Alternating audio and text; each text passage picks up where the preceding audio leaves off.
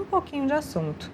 O Contexto aciona agora a repórter Camila Xavier, que tem mais informações sobre as investigações contra Daniel Vorcaro. Camila, 2 parlamentares que tiveram os nomes citados em conversas com Vorcaro procuraram o ministro Alexandre de Moraes. Explica pra gente melhor essa história.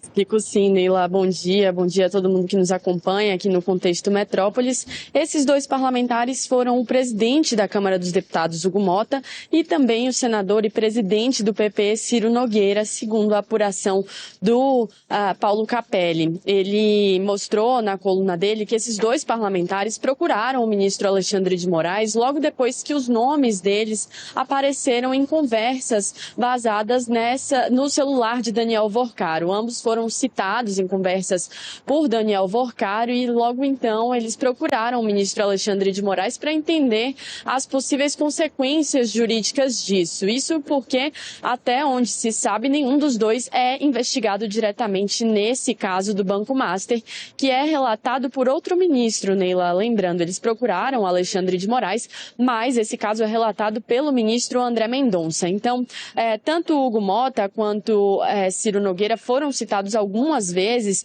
Hugo Mota, por exemplo, foi citado em uma conversa de Vorcaro com a ex-namorada, dizendo que ele esteve em um jantar com o presidente da Câmara dos Deputados e mais pelo menos 6 empresários na residência oficial. Ele não especifica qual, mas provavelmente a residência oficial do presidente da Câmara. E essa conversa que ele cita, esse jantar que ele cita, teria acontecido um dia depois da eleição de Hugo Mota para presidir a Câmara. Isso no dia 26 de fevereiro de 2025 teria ocorrido esse jantar. E aí ele é citado em pelo menos mais 5 conversas, mais 5 vezes por Daniel Vorcaro. Já o senador Ciro Nogueira, ele é citado pelo menos 15 vezes nessas conversas, nesses diálogos de WhatsApp por Daniel Vorcaro, ele que foi mencionado pelo banqueiro como um grande amigo, um amigo de vida. Inclusive, ele esteve presente, Daniel Vorcaro esteve presente em agosto de 2024 no casamento da filha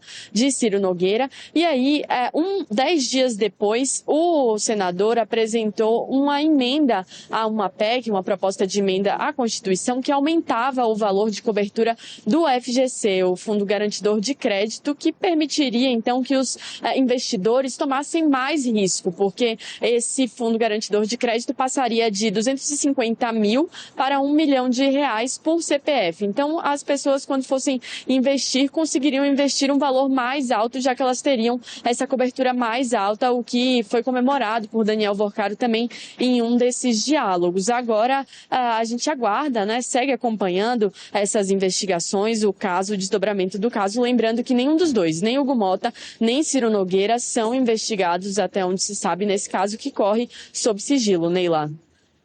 Tá certo. Camila, obrigada pelas informações. Camila Xavier, que está lá no Palácio do Planalto. Obrigada.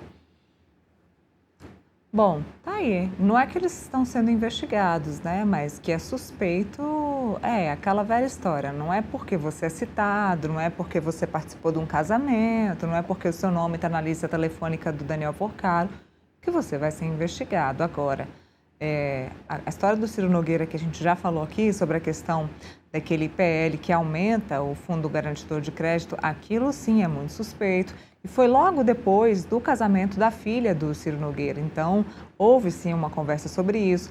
E depois que o PL esse projeto foi ventilado dentro do Congresso Nacional, houve essa conversa entre Daniel Vorcaro e a ex-noiva pelo WhatsApp, as conversas foram liberadas. E a gente chegou a ver essas conversas onde o Daniel Vorcaro comemora muito sobre esse aumento do Fundo Garantidor de Crédito de 250 mil para quase 1 milhão, o que é muita coisa.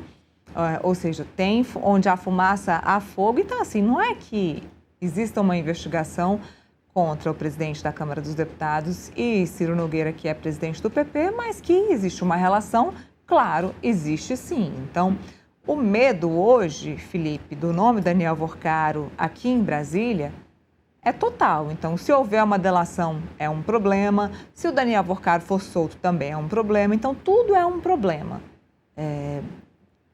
se ele for solto, existe a possibilidade de falar. Se ele fizer uma delação, existe uma possibilidade de falar. Então, Daniel Vorcaro hoje é um problema para todos os grandes nomes que estiveram com ele aqui em Brasília. E não à toa, os ministros da Suprema Corte estão concedendo decisões que contrariam a jurisprudência da própria Corte. A gente falou isso ontem no programa aqui, quase o programa todo, o ministro Cristiano Zanin concedendo decisão que contraria a jurisprudência da própria Suprema Corte para não investigar o Banco Master dentro da Câmara dos Deputados.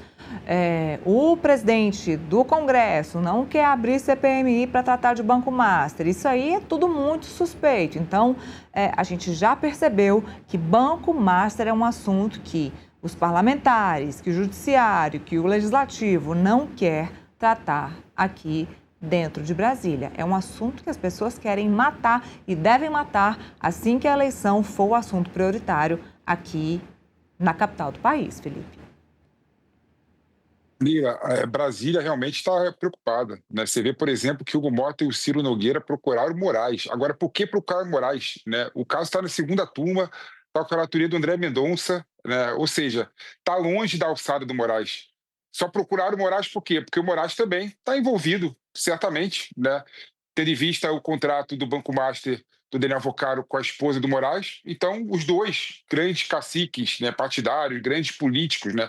Hugo Mota é presidente da Câmara dos Deputados, o Ciro Nogueira, né, é presidente de um partido relevante como o PP, os dois caciques, né, políticos preocupados, procuraram Moraes, que não tem nada a ver, né, com o caso, e está longe da relatoria do caso, que está na segunda turma e Moraes está na primeira turma, né? Ou seja, então você vê que o sistema, né, está procurando alguma brecha ali para poder encontrar algum caminho para acabar tudo em pizza. E quando você vê que o STF tem decidido contra a legislação e contra a sua jurisprudência em relação à instalação da CPMI do Banco Master, né? É para ficar preocupado, Lila. É para realmente ficar preocupado, né? Você vê que está tendo decisões completamente esdrúxulas, completamente sem qualquer justificativa jurídica, só para manter o status quo e proteger os poderosos. Bom, pessoal, me conta.